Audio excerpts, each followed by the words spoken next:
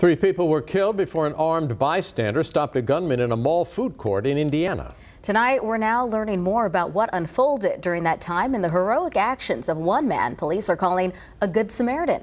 ABC's Morgan Norwood has more.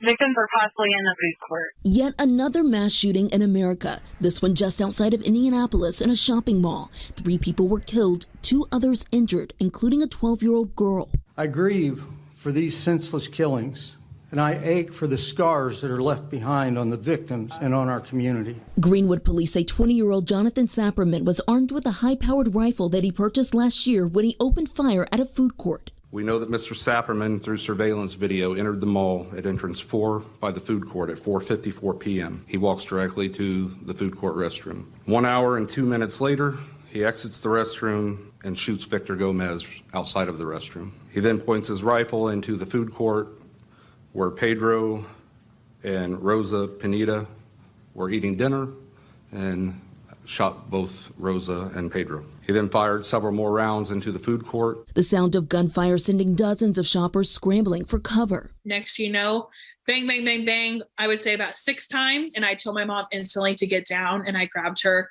arm. And unfortunately, me grabbing her arm, she fell from trying to run. Police going store by store looking for the gunman, only to discover that a 22-year-old who they say had no police training and no military background had already stopped the threat. His actions were nothing short of heroic. He engaged the gunman from quite a distance with a handgun, was very proficient in that, very tactically sound, and as he moved to close in on the suspect, he was also motioning for people to exit behind him.